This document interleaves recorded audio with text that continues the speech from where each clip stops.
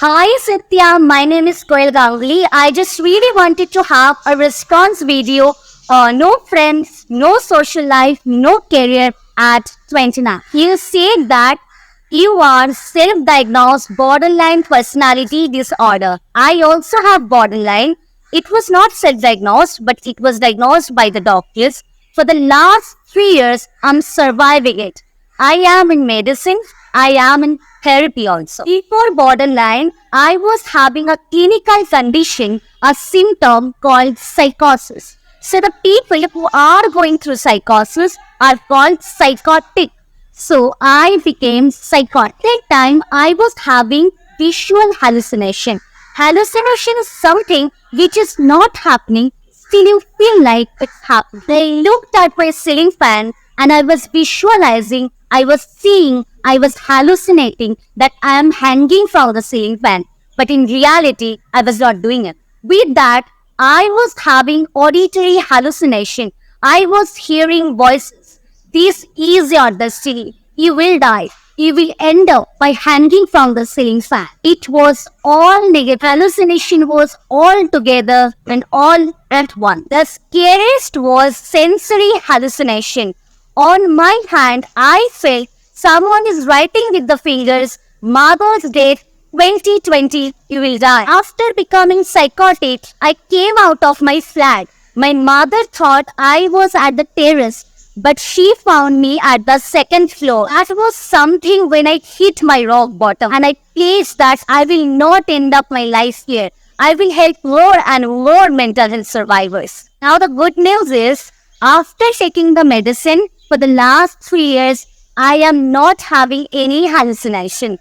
My hallucination completely gone away. Coming back to your video, you slapped all the people who tell men to man up, man up, man up, don't cry. Thank you and congratulations for pouring your heart out. You talked about childhood trauma. I also faced childhood trauma.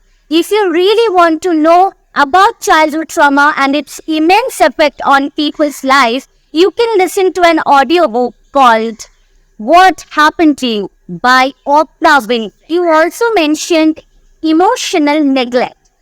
I have a wonderful family, but having said that, I was raised by emotionally unavailable, chronic people pleaser mother. But we are not here to malign our family. They are not superheroes. They are human beings like us. They also can do mistakes. That was unconscious. I'm not saying that they really wanted to hurt us. No. Probably they were also raised by emotionally unavailable parents. Now it's high time to humanize our parents and to forgive them. In psychology, there is a term called reparenting. In your childhood years, whatever you didn't get from your parents, in your adulthood years, now it's time to reparent yourself. If you really want to know about reparenting and how to do that, there is a wonderful read called Adult Children of Emotionally Immature Parents by Lindsay C. Gibbs. In your video, you told that I want to be loved. But do you know what makes you feel loved?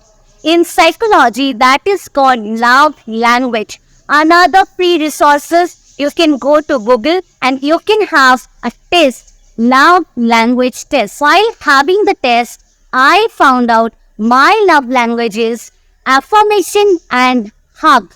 But it was so rare in my childhood to have very good. So whenever now I feel like I just want a hug, I hug myself and I say very good. The love we are craving for, the hug we are looking for, the care we are intended for. Now it's time to give that self-love to yourself. Yes, to 30 years old Koel, to 29 years old Satyam, to whatever the age you are in, now is the correct. If you really want to know about borderline personality disorder, therapy helped me a lot.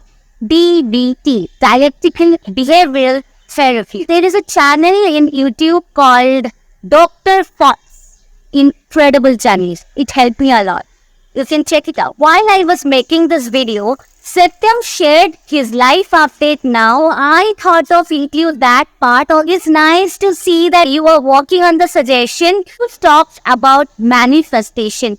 I firmly believe that I will have my dream life through manifestation. It's personal, Satyam, but I just really want to mention, not through your pain I relate to you, but I relate to you through the values you have. Talked about community building. You said rightly that it's not possible for one person to change the world.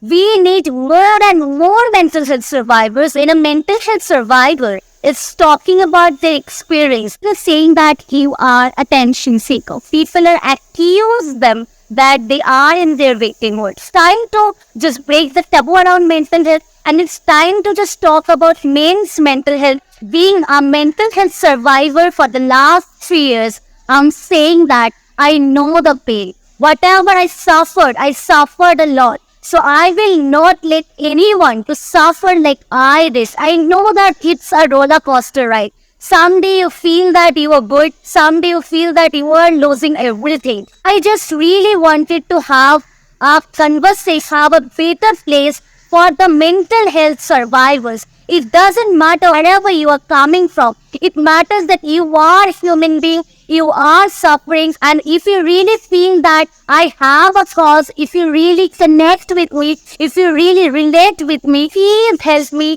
to have my community. Please like, share, comment. If you are currently struggling with this, I just really wanted to say that you are not alone in this. Whatever the pain I got, whatever the knowledge I got, whatever the suffering I got for the last 3 years, I really want to help more and more people. My wish is to change billions, millions, and trillions of people's life. I will help you till the end. Mental health disease is real.